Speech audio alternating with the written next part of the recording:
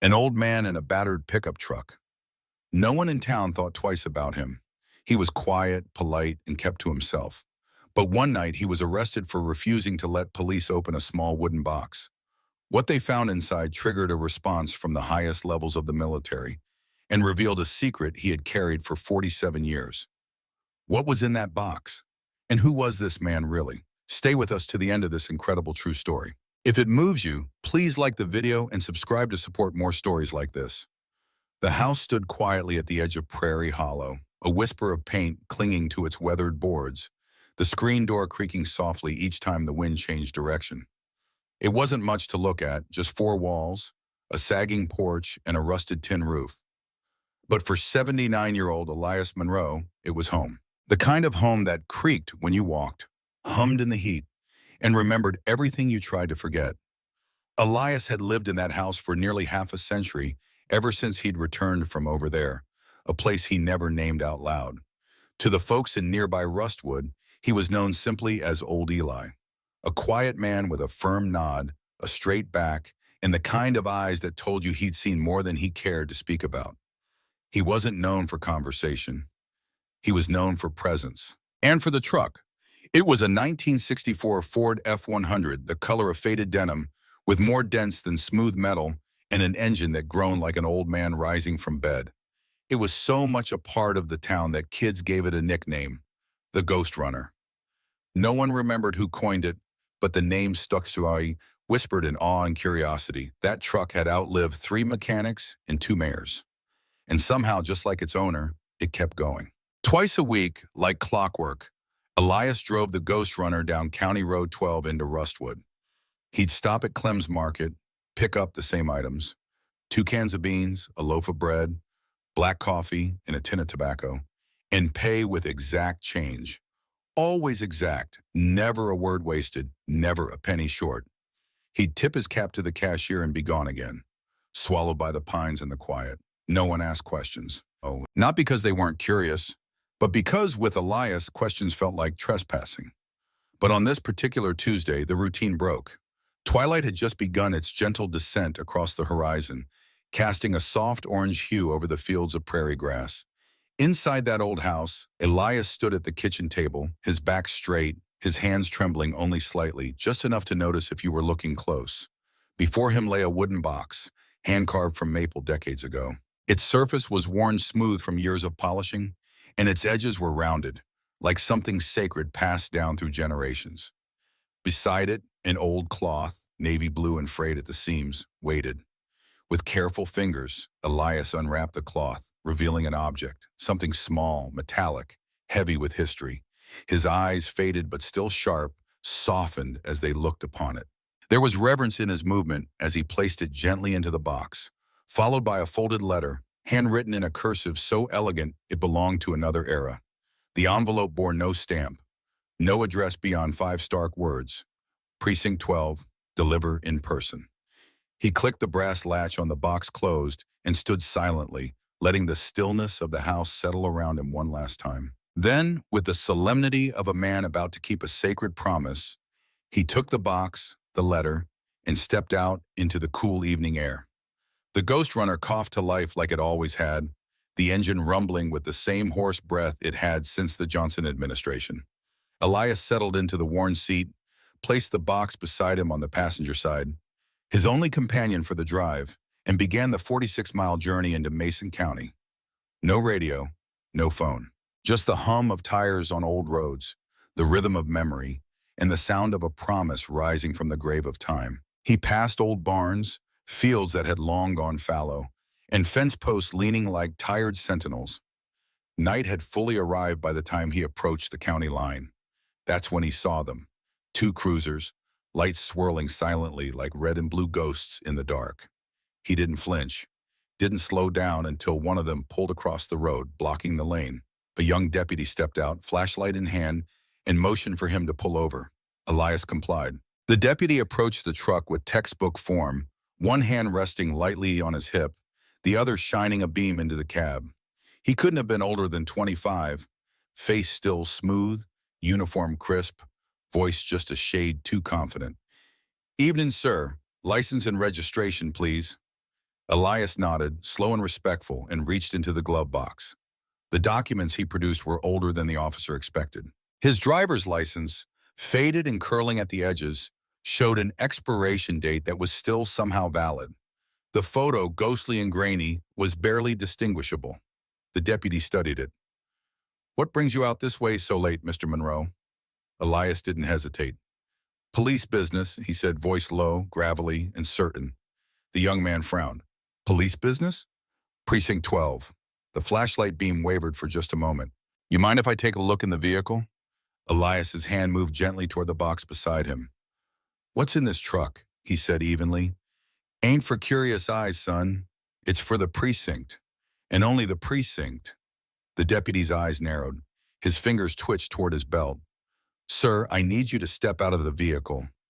"I can't let you open that box," Elias replied. "Not unless you've got clearance from the right people."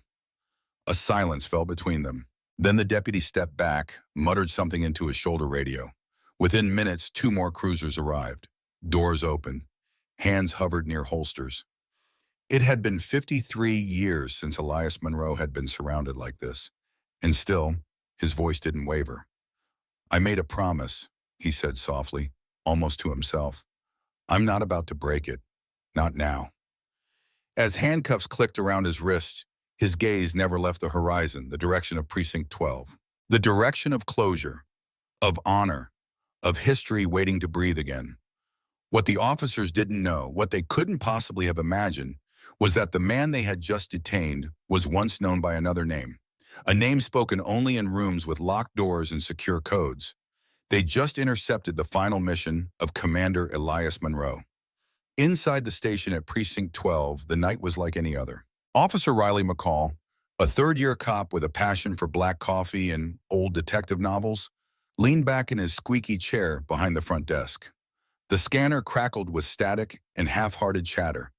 Nothing more than lost dogs in a domestic dispute out near the trailer park. The late shift was always the slowest. He didn't mind. It gave him time to think, to dream, to wonder if small-town law enforcement would ever amount to something more. That night, Riley had no idea he was about to meet the man who would change everything he thought he understood about service, duty, and sacrifice. The doors opened at 11:52 p.m. The cold air came in first, then the creak of heavy boots on worn linoleum. Riley looked up, instinctively straightening in his seat. The man before him looked like he'd been carved from the Texas earth itself, tall, lean, weathered. His coat was a size too large, his jeans pressed but faded, his hands calloused and darkened from years under sun and soil, and under his right arm he held a wooden box, small, square, locked with a simple brass clasp. Behind him, through the frosted glass of the station doors, sat a truck that could have belonged to his grandfather. Rust along the seams, headlights still glowing, engine idling with a low, familiar rumble. It looked more like a memory than a vehicle. Riley cleared his throat. "Evening, sir. Can I help you?" The old man stepped forward, placing the box carefully on the counter. Then from his coat pocket, he pulled out a letter in a yellowing envelope. He placed it on top of the box and looked Riley directly in the eyes. "This," he said, "is for Precinct 12 only, and it has to be delivered to someone with command access." Riley blinked. "Is this evidence from a case?" "No, it's a promise, one I made a long time ago." There was something in the way he said it, like a bell tolling from far away, that made Riley's hand pause above the intercom. "Sir, can I get your name?" "Elias Monroe." "And what exactly is in the box?" Elias tapped the top of it with a single finger. "Something that belonged to better men than me." Riley's brows drew together. He pressed the button to page the night supervisor. "Captain Leland, I think you better come out here." Within moments, Captain Audrey Leland, a sharp-eyed woman who had climbed the ranks with grit and grace, stepped into the lobby, adjusting her belt and nodding at Riley before turning to Elias. "You said you were delivering something for command?" Elias nodded and passed her the envelope. Her fingers paused slightly on the wax-sealed flap. It wasn't addressed with a full name, just "To the commanding officer, Precinct 12 Confidential. Protocol Silverline." Leland's eyes narrowed. "I've never seen anything like this. Mind stepping into the conference room with me, Mr. Monroe?" He picked up the box without a word and followed. Inside, she shut the door behind them. Elias placed the box gently on the long oak table, sat down across from her, and folded his hands. The weight of years seemed to settle around his shoulders, but his gaze was clear, like someone who had already said every prayer he needed to say. Leland broke the seal on the envelope and unfolded the letter. As her eyes moved across the page, her expression changed from curiosity to confusion, and then slowly to something deeper. Respect, maybe, or disbelief. This, this letter refers to a military protocol I've never heard of, she said carefully. You wouldn't have, Elias replied. Most never did. It was never meant to be known. Not until the time was right. And what time would that be? He looked down at the balls, then back at her. Now. She took a breath, trying to process the gravity of what she was reading. This says your son, Colonel Andrew Monroe, secured clearance for an operation called Silver Line before he passed. Elias nodded once. He died last fall, pancreatic cancer, but not before getting the right signatures. That's why I'm here. Captain Leland turned to the box. May I? You can open it, Elias said, but only after you read the rest of the letter. Out loud. She did. To whom it may concern, the object in this box is the insignia of Shadow Echo, a covert operations unit active during the final days of the Vietnam conflict. This unit did not exist on any record, but its sacrifices were real.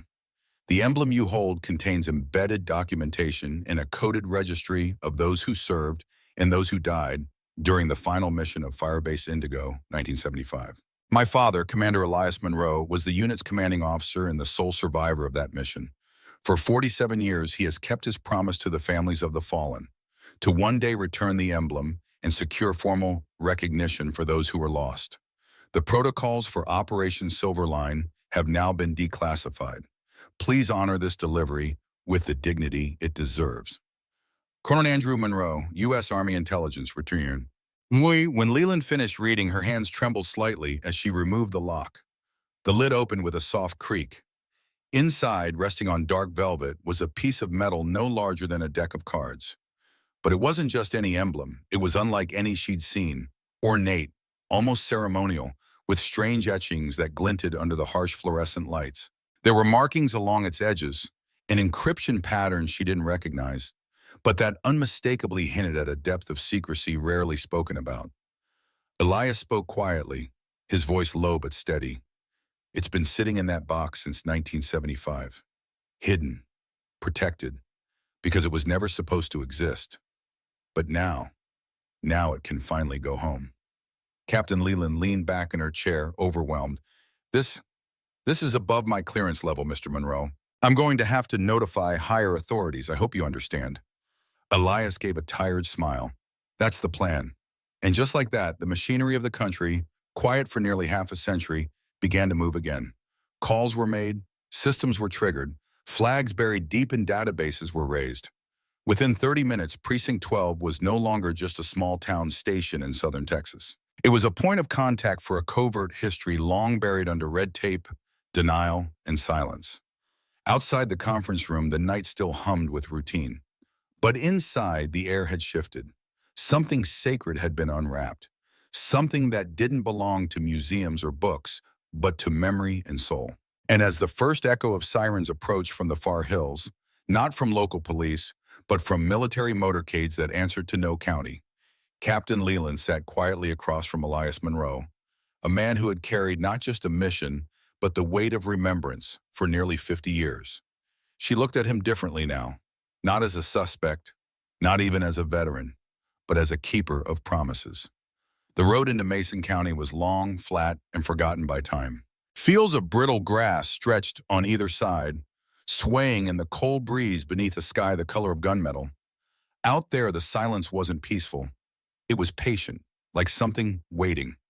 The Ghost Runner groaned along the asphalt, its headlights flickering every so often, as if it too was feeling the weight of the journey. Elias Monroe kept one hand steady on the wheel, the other resting gently on the wooden box nestled beside him on the passenger seat. It was the only cargo he'd brought, and the only one that mattered. In the quiet of the cab, memories drifted in like smoke, faces of men long buried, voices from jungle nights, a radio transmission cut short by the sharp burst of gunfire. He closed his eyes for a moment at a red light that hadn't worked in years, took a deep breath, and kept driving. It wasn't until he crossed the worn wooden sign that read "Entering Mason County" that he saw them, flashing red and blue lights. Two squad cars, one angled across the lane. He slowed the truck. The tires hissed against the pavement, dust kicking up behind him like ghosts in the rearview. He stopped 10 feet from the barrier and turned off the engine. One of the officers, young, tense, alert, approached the driver's side with his hand near his holster. He tapped the flashlight against the window. Elias rolled it down. "Evening, sir. I'll need to see your license and registration."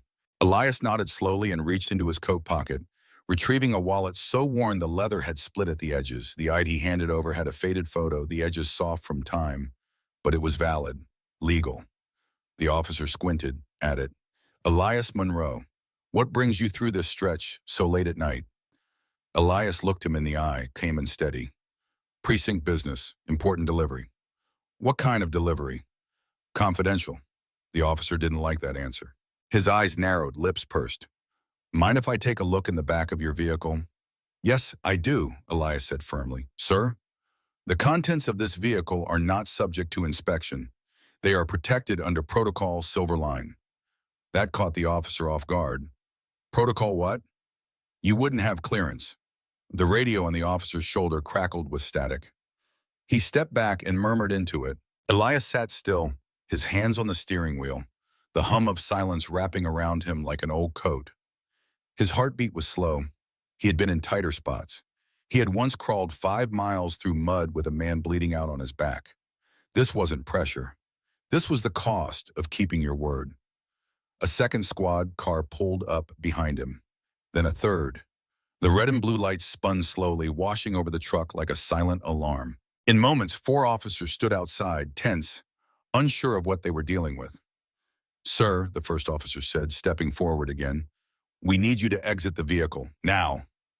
Elias's hand shifted instinctively toward the box, not to protect it with aggression, but with reverence, with the kind of silent warning that made men pause. "I can't allow you to open this box," Elias said.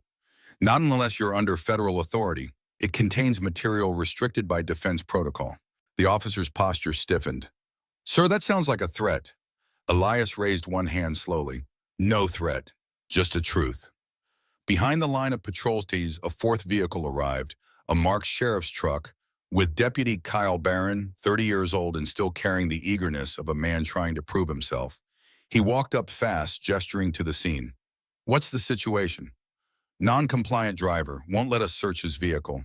Claims he's got federal materials under protection." Barron leaned toward the cab, peering into the shadowy interior. When he saw the box, something in his face shifted. Not recognition, but a hunch. "Mr. Monroe, you said you were making a delivery. What's the urgency?" "I gave my word," Elias answered. "It's time the promise was kept." That answer sat heavier than expected. Barron stepped back, uncertain, and radioed the county dispatcher.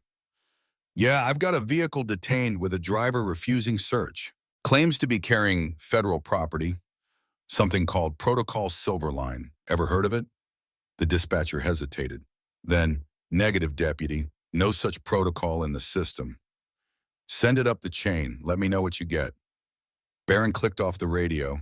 Then he nodded toward the door. "Sir, I don't want to escalate this, but until I know what I'm dealing with, I need you to step out of the truck." Elias gave a slow sigh. He didn't argue. He didn't resist. He simply reached down, turned off the engine, and opened the door. The moment his boots hit the pavement, the wind picked up. It swept across the fields like a whisper through tall grass. The kind of moment that lives in the bones long after it's passed. 2 officers approached cautiously. Elias didn't flinch. His only concern, his only action, was to turn and point to the passenger seat. "The box stays with the truck until it's received by Precinct 12. They placed cuffs around his wrists, not roughly, but with protocol. Elias lowered his head only slightly, as if tipping it to the wind. Then they guided him toward the back seat of the cruiser. As the truck was searched, with gloves and flashlights and murmurs of confusion, the officers carefully lifted the box and the envelope from the seat. The brass lock glinted under the beam of a flashlight. "There's a letter here," one of them said. "Looks military." Don't open it yet, Barron warned. This might be something big. But no one truly understood what had just been set in motion. 30 minutes later, while Elias waited in a cold, windowless holding room back at the precinct, a flag was triggered in the national database. A code red alert, not criminal, but something much stranger. The word Silverline lit up like a flare in the dark, connected to encrypted files that hadn't been opened in nearly 50 years. Back at the checkpoint, Deputy Barron's radio buzzed again. "You're not going to believe this," the dispatcher whispered. "Command out of Fort Elridge just made contact. Joint military communication. They're dispatching someone immediately. They want the box sealed and the man detained, but handled with respect." "Who is he?" Barron asked. Pause, then, "They didn't say. But whatever this is, it's not ours anymore."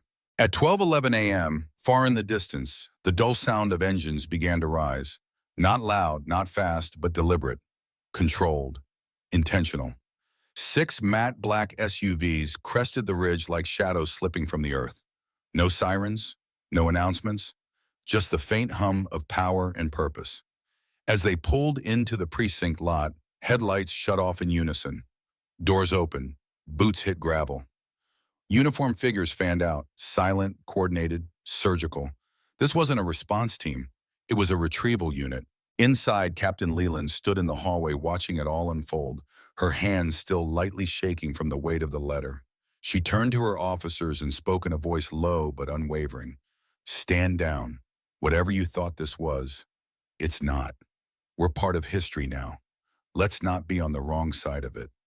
And as she turned to glance into the interview room, where Elias Monroe sat patiently, his hands folded, eyes distant, posture unshaken, she understood. This wasn't a man who had been caught. This was a man who had finally been found. Inside Precinct 12, the air had changed. The building, once filled with the hum of late-night paperwork and the chatter of officers trading small-town gossip, had grown quiet, tense even, as the reality of what was unfolding began to sink in. Elias Monroe sat alone in interview room B, the chill of the cinder block walls seeping through his coat. He didn't speak, didn't fidget. He simply waited. Not with impatience, but with the kind of stillness that made men nervous. His hands, though loosely bound by standard-issue cuffs, rested on the table with an old soldier's grace. Thumbs aligned, fingers curled, but not clenched. They were the hands of a man who had spent his life in quiet service. On the far side of the building, Officer Riley McCall stood beside the evidence table with Deputy Barron, both of them staring at the open wooden box. They had removed the envelope. They had read the letter. They had examined the object it guarded, and neither man knew what to make of it. "It's a medal?" Riley said, though he didn't sound convinced. Barron shook his head. "No, it's an insignia. Look here, these etchings, they're not decorative. That's an encryption pattern. And these coordinates etched along the edge? That's military coding. All right." Riley leaned closer. "But I've never seen anything like it." "You?" "No. And I spent 6 years in the Army before joining the sheriff's office." He hesitated, then reached for his radio. "I'm calling this in. Whatever this is, it doesn't belong to us." As Riley nodded, the old security terminal in the corner of the room let out a soft chime, a sound that hadn't been heard in years. "Access flag, level 5. Clearance override. DOD, priority alert." Riley froze. That came from scanning his fingerprints. Barron turned slowly, face pale. "That's not local. That's Defense Department." The screen began to scroll rapidly, feeding back a flurry of classification codes and encrypted responses. Then a message appeared. Clear, impossible to ignore. "Do not question, do not release. Secure subject, alert command. Individual identified. Commander Elias Monroe. Shadow Echo unit pending retrieval. Joint Task Force ETA 45 minutes. Barron exhaled hard, stepping back like the words had knocked the air from him. "Commander? Of what?" Riley shook his head slowly. "Shadow Echo. I've never even heard of it." "Neither have I," Barron whispered, which probably means it was real. Across the hall, Captain Audrey Leland was reviewing the footage from the cruiser dash cams. She saw it all. Elias's calm demeanor, his refusal to allow the box to be opened, the way he never raised his voice. No threats, no panic, just resolve. It was unnerving. She was still staring at the footage when Riley burst in. "Captain, you need to see this." She followed him to the evidence room where the screen was still glowing. When she saw the name, she blinked in disbelief. "Commander, wait, you mean that Elias Monroe?" Barron nodded grimly. "According to this, he's not just someone who served. He led a classified unit that was never officially documented. Whatever that insignia is, it's tied to something they have kept buried for nearly 50 years. Riley pointed to the message again. "They're coming for him. A joint task force. ETA under an hour." Leland stood silently, processing the implications. A man they had cuffed, questioned, and nearly searched by force was now identified as a high-ranking officer from a covert military unit, one so buried in secrecy that its name had never been whispered in public. "What do we do?" Barron asked.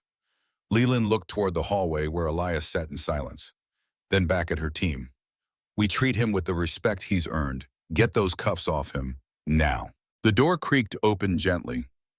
Elias didn't look up. "Commander Monroe, Leland said softly. "I owe you an apology." He slowly raised his eyes, and for the first time, there was something in them, a flicker of memory, of sadness. But he said nothing. She continued. "We didn't know who you were. The systems. They've identified you. We've been contacted by the Department of Defense. They're on their way." "I figured they would be," Elias said, his voice barely more than a whisper. "Took them long enough."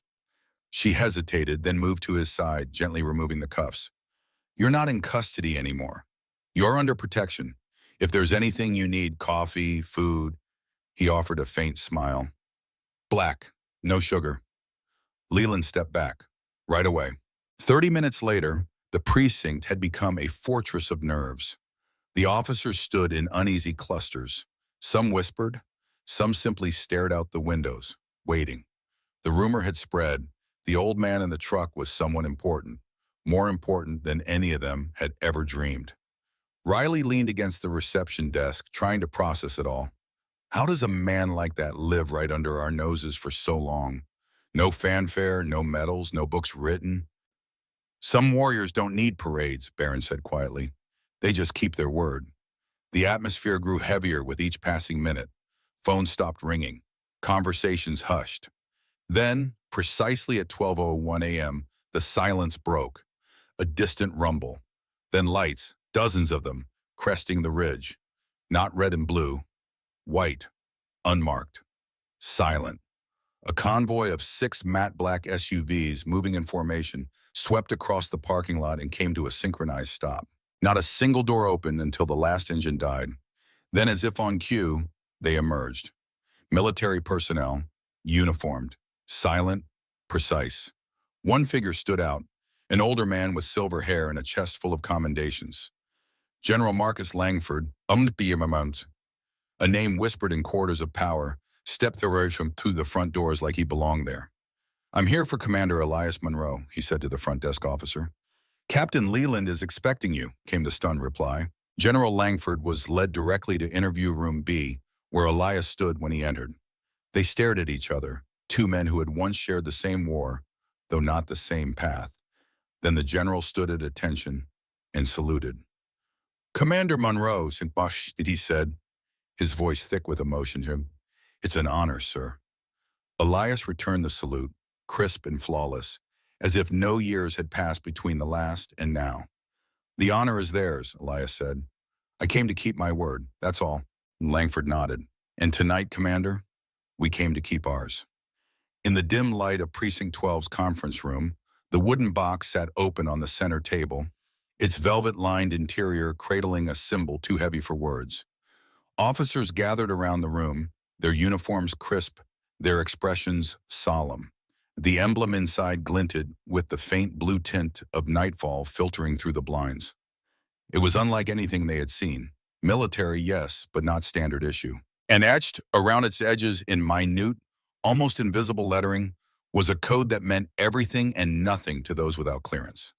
It was the insignia of Shadow Echo, a unit never mentioned in public records, never acknowledged in retirement ceremonies or national archives. Officially, it had never existed. But Elias Monroe had carried it with him for 47 years, not for fame, not for recognition, for memory, and for men who had never made it home. General Marcus Langford stood at the head of the table, flanked by 2 aides and 4 members of the Joint Special Operations Command. The presence of such authority in a rural Texas precinct was surreal to those watching. But there was nothing casual about the tone in Langford's voice, nor in the reverence with which he regarded the man who sat beside him. "Ladies and gentlemen," he began, addressing both the officers and Elias, "you are witnessing the closing chapter of one of the most classified and tragic operations of the Vietnam conflict, Firebase Indigo, 1975.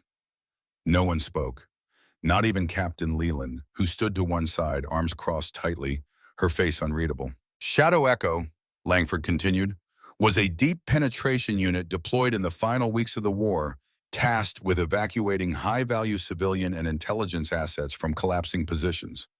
The mission at Firebase Indigo was their last operation." He paused, then looked to Elias. "This man," Langford said, "Commander Monroe, led that unit. He was the only one who came back."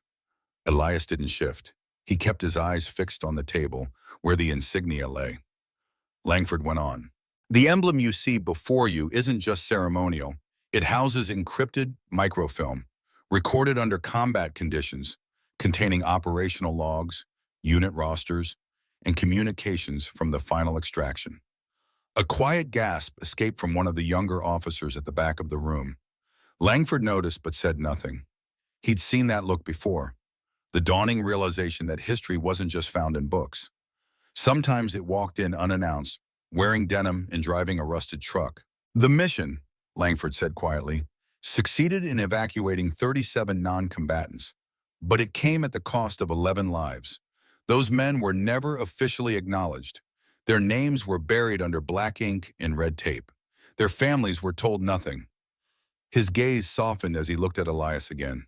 But this man remembered. Every name, every detail, every promise made. And when the time came, he came forward, not to glorify himself, but to ensure his brothers were never forgotten. The room fell into silence again. Then Elias finally spoke.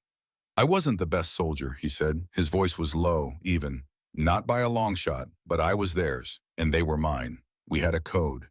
You finish the mission, no matter how long it takes." He reached forward, touching the corner of the insignia gently, as if it might break. "After the war, I was told to bury it, to walk away. They said the politics were too messy, that telling the truth might cause more pain than silence. But silence," he said, looking around the room, "is its own kind of death." Langford nodded. "Your son understood that too. Colonel Andrew Monroe, he fought to get this declassified before his passing. He died believing in this moment." Elias's face barely changed, but those who looked closely saw the glint of moisture at the edge of his eyes. "Andrew was better than I ever was," he whispered. "He carried this after I couldn't. He believed people still cared." "They do," Langford said firmly, "and tomorrow they'll know." As dawn approached, arrangements were made. The insignia would be transported under full military escort to Andrews Air Force Base, where a formal ceremony would be held. The president himself would attend. But Elias had one request. "I'm not flying," he said, "and I'm not sitting in a convoy of black-tinted SUVs. That truck out there carried this story longer than any of you. If it's going to end, it ends with us, side by side." Langford raised an eyebrow but smiled. "That rusted thing still run?" "She's louder than sin," Elias said, "but she's honest. That's more than I can say for some generals I've met." The general laughed, surprising even himself. "Then it's settled. Your truck will lead the way." As morning light spilled across the streets of Rustwood, locals began to emerge from their homes to a scene they never imagined. A weathered pickup truck rolling down Main Street, escorted by military Humvees and state troopers. Some recognized the man behind the wheel, others didn't, but word traveled fast. "That's Elias Monroe." "The old man with the war truck?" "Yeah, turns out he was the war." Children waved flags. Veterans stood in salute. Shopkeepers paused in their doorways, hats over their hearts. And as Elias passed, the sound of the Ghost Runner's engine echoed through town, not as a mechanical wheeze, but as a living heartbeat of something far greater. A story no longer forgotten, a truth no longer buried. At Andrews Air Force Base, preparations were already underway. A stage had been erected, podiums arranged, Flags placed precisely behind rows of polished chairs. Military photographers waited, press badges fluttering in the spring wind. No one could quite agree on what to call the event. A declassification ceremony? A veteran's tribute? A moment of reckoning? But for Elias Monroe, it was none of those things. It was a funeral for the forgotten, a remembrance of those who never came home. And when the time came to speak, he wouldn't use a script. He wouldn't stand for applause. He'd do what he'd always done. Tell the truth, then go home. The early light of dawn touched the marble columns of Andrews Air Force Base like a blessing from a quiet heaven. Military personnel moved with precision across the ceremonial field, folding chairs lined in perfect symmetry, flags fluttering with a certain reverence, as if they too knew what this day meant. But amidst the brass and protocol, the real moment was still on the highway, rattling, roaring, and steady as ever. The Ghost Runner led the way. Its faded blue frame had been washed, lightly, per Elias's request, but not buffed. The dings and scars, the patches of rust along the fenders, remained untouched. "They're part of the story," he had said, his voice low but firm. "Let the world see how far this old thing had to go to finish the job." Behind him in perfect formation came 6 military SUVs, 2 state patrol cars, and a mobile communications unit. But no one doubted who the center of it all was. The old man in the driver's seat with one hand on the wheel and one eye on the horizon. Elias Monroe, a name once lost in a sea of shadows, was coming home with the light at his back. By the time he reached the base gates, a small crowd had gathered. Civilians, veterans, families. Some held signs, others clutched photos. A few simply stood in silence, watching. Inside the main hangar, transformed into a solemn chamber, a stage had been prepared. At the center, a single podium, draped in cloth. And beside it, on its own pedestal, lay the Shadow Echo insignia, now placed within a glass case, its encryption decrypted, its secrets revealed. The names of the fallen, 11 men who had once only existed in Elias's memory, were now engraved on a bronze plaque beneath the emblem. Their ranks, their ages, their final mission. It was no longer a secret.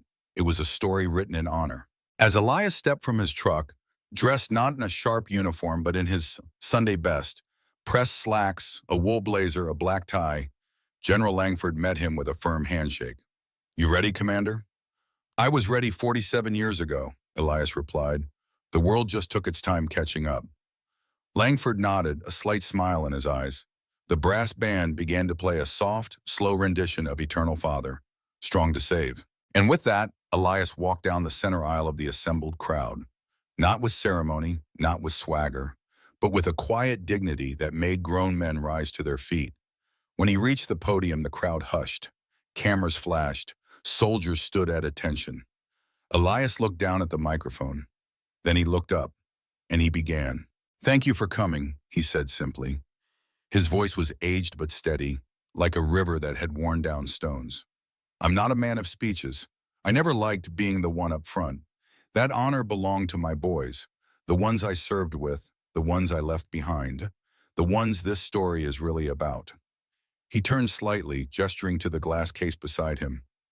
47 years ago, I made a promise to their families that they'd be remembered, that their names wouldn't disappear just because the paperwork did, that someone someday would speak their names out loud again. He reached into his pocket and pulled out a folded sheet of paper, yellowed with time, the ink faint but legible. "I carried this list with me every day since then, wrote it on a cot the night after the mission, folded it, kept it in my wallet. I never wanted to forget." He looked down, his voice softened.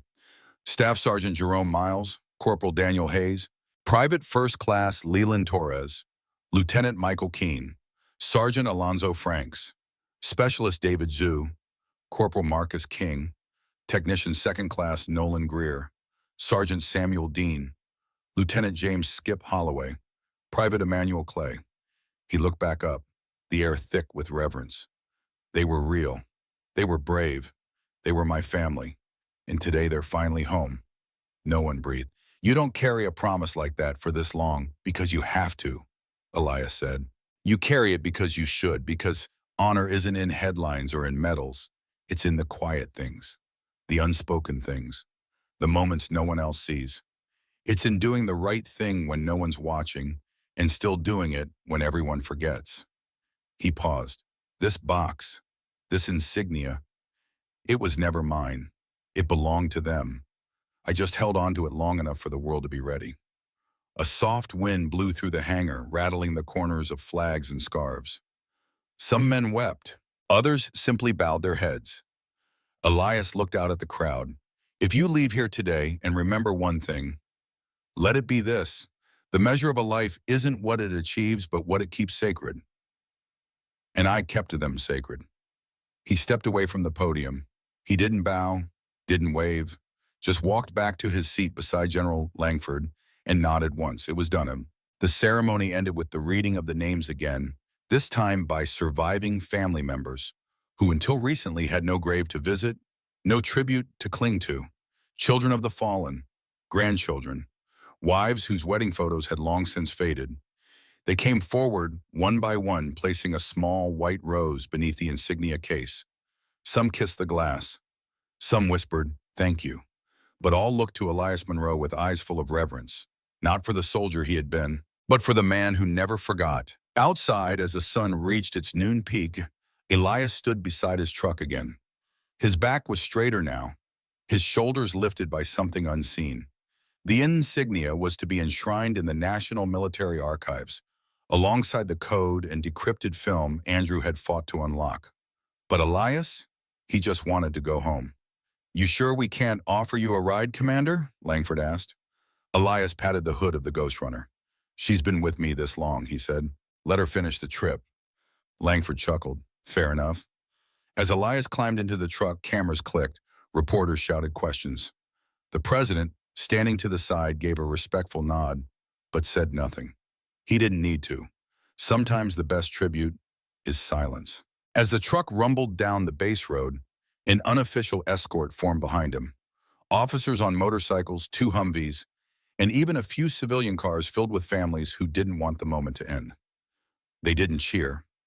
They followed. And somewhere between the gates of the base and the long road back to Rustwood, Elias Monroe smiled for the first time in a long, long time. He had completed the mission, not in uniform, but in truth. The road back to Rustwood was quieter than the one that had taken Elias Monroe to Andrews. The convoy was gone now. The uniformed officers had turned back.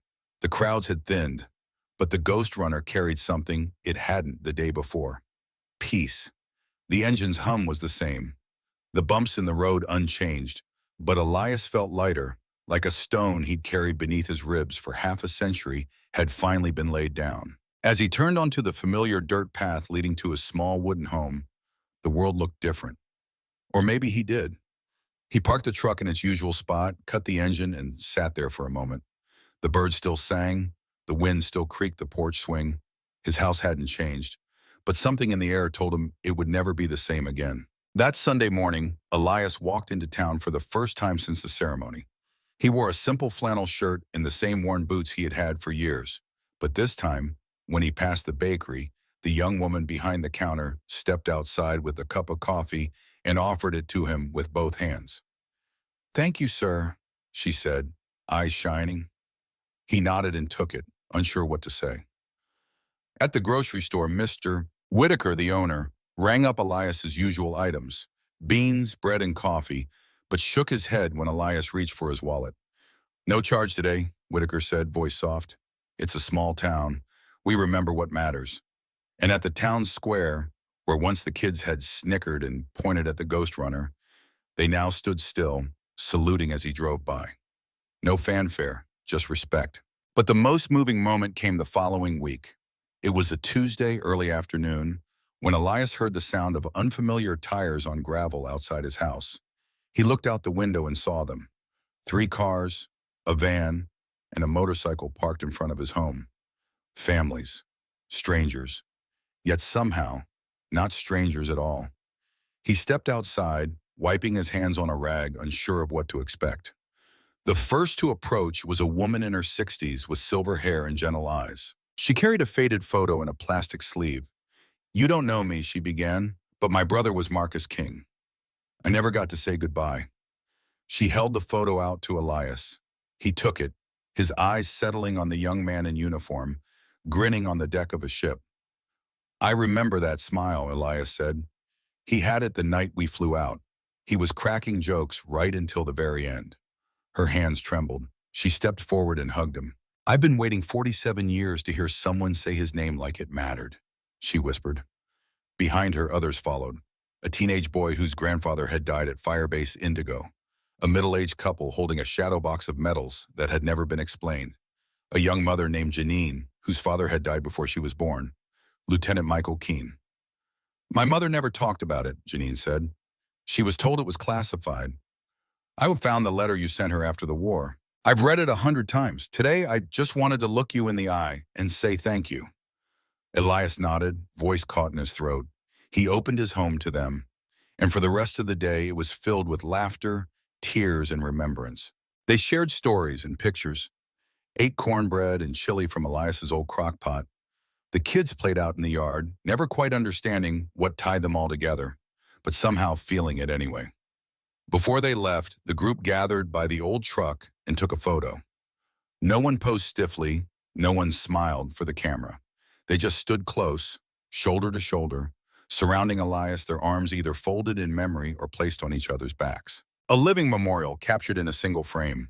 Later that week, someone mailed him a copy of the photo with a note written in delicate script. You remembered them when no one else could. Now we will remember you. The town council later installed a small plaque on the courthouse lawn. It wasn't extravagant, just a piece of polished bronze with simple words. Elias Monroe, Keeper of Promises. Shadow Echo Commander, 1975. No one left behind, not even in memory. And back in Elias's truck, just above the glove box, was another small token. A brass plate screwed gently into the dashboard by one of the visiting families. It read, Ghost Runner, mission complete. In the months that followed, Elias's routine didn't change much. He still woke at dawn, still tended to his small garden, still drove into town for supplies, waving at the kids who now called him Sir instead of Old Man. But his silence felt different now. It wasn't the silence of secrets or sorrow. It was the silence of a man who had finally said what needed saying. One afternoon, a young reporter from the Rustwood Gazette caught him outside the diner. She was nervous, notebook in hand. Mr. Monroe, do you mind if I ask what it felt like to finally have your story known? Elias looked at her kindly, then up at the sky. He thought about jungles and helicopters and cold rain, about brothers lost in smoke and memory, about a medal buried in a box, about his son, gone too soon but never far away. And then he said gently, recognition isn't why good men do hard things. We do them because they're right, whether anyone's watching or not. The reporter nodded, scribbled it down, then asked if she could take a photo. Elias smiled, shook his head, and climbed into his truck. The ghost runner rumbled to life, and he drove away, a man finally at peace with both his past and his place in history. Winter came slowly to Rustwood, blanketing the town in a stillness that made every sound feel sacred. The old trees stood bare and resolute, the sky wide and pale above the distant hills. Most of the town had gone back to its usual rhythm, morning coffees, church on Sundays, birthdays celebrated with sheet cake and warm casseroles. But for Elias Monroe, the rhythm of life hadn't changed much at all. He still rose before the sun, boiling coffee in a dented steel pot on the stove. He still spent quiet afternoons sanding the edges of hand-carved birdhouses on his porch, the same ones he'd give to children at the community fair every fall. He still took long walks along the edge of Hollow Creek, sometimes with a cane, sometimes without, always with a faraway gaze. But what had changed, what would never be the same, was how the world looked at him. He never asked for favors, never expected special treatment. But at the diner, someone always paid for his coffee. At the feed store, they started stocking his favorite tobacco again. And every year, on the date etched into the Shadow Echo plaque, April 3rd, the front lawn of his house would quietly bloom with flags and white roses, placed there not by politicians, but by the children and grandchildren of men who had died alongside him. Sometimes they left notes. Sometimes they stayed for stories. Sometimes they just sat with him in silence. Elias never asked for their names. He didn't need to.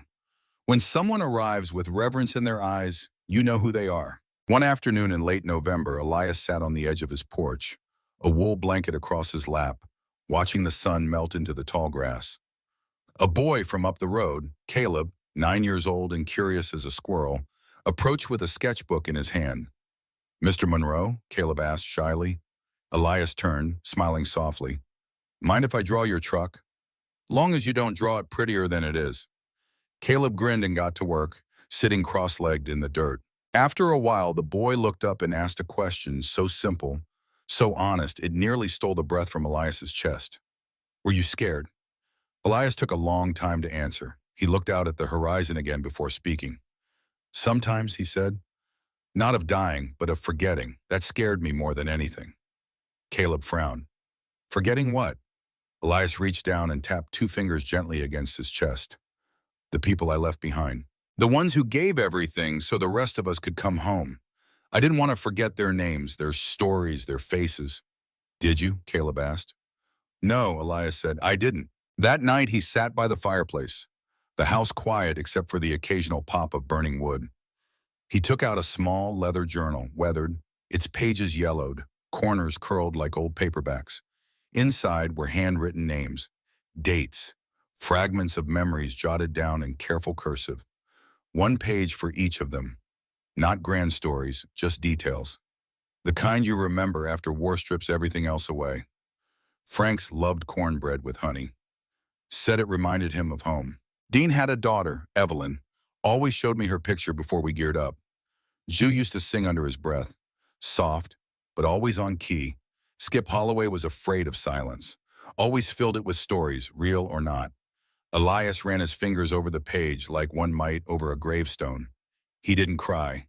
He never had, not even at the ceremony. But his chest ached, not from pain but from the deep, still pull of remembrance. When he closed the journal, he leaned back in the chair, eyes on the glowing coals. They danced like distant stars. And that night, for the first time in decades, he slept without dreams. The Rustwood Gazette published a feature the following spring. It was called "The Man Who Kept a Promise," the story of Elias Monroe. It told of his military past, the quiet life he led, and the mission that had taken nearly 5 decades to complete. But it wasn't just about war. It was about something deeper. The article ended with a quote from Elias that had been scribbled in the reporter's notes. Something he'd said just before she packed up her things and left his porch for the last time. "We live in a world that forgets too quickly, but someone's got to remember. Not for the glory, just because it matters." The summer after, Elias no longer drove into town every week. Neighbors began delivering his groceries instead. Letters came in the mail from people he didn't know, from Alaska, from Ohio, from a soldier stationed in Qatar, all saying the same thing. "Thank you for remembering when no one else could." The plaque in the town square was polished once a month by the high school ROTC, who never failed to salute the moment they finished. And every Memorial Day, someone would plant a new American flag beside it, always standing tall, always fluttering beside Elias's name. One evening, long after the last visitor left, Elias sat again on the porch. The sunset was soft, the wind brushing over the hills like a hymn. The ghost runner, parked faithfully by the fence, caught the last golden rays of the sun. Elias whispered, "You did good, old girl." He leaned back, closed his eyes, and in that stillness, a peace settled in. Not the peace of forgetting, but the peace of being remembered. Epilogue. 3 years later, Elias Monroe passed quietly in his sleep. He was buried not in a grand military cemetery, but in a small plot behind his home, just as he requested. Beside him, a simple headstone read, "Elias Monroe, Keeper of Promises, 1936, 2024. No one left behind, not even in memory." On the day of his burial, a caravan of familiar trucks rolled into town. Veterans, families, strangers, turned friends. They came not to mourn, but to honor. And parked at the very front, polished but still dented in all the right places, was the ghost runner. Keys resting on the dash, windows down, the wind flipping through a small sketchbook left on the seat. The last drawing inside? A boy's pencil sketch of a truck. And the man who never forgot.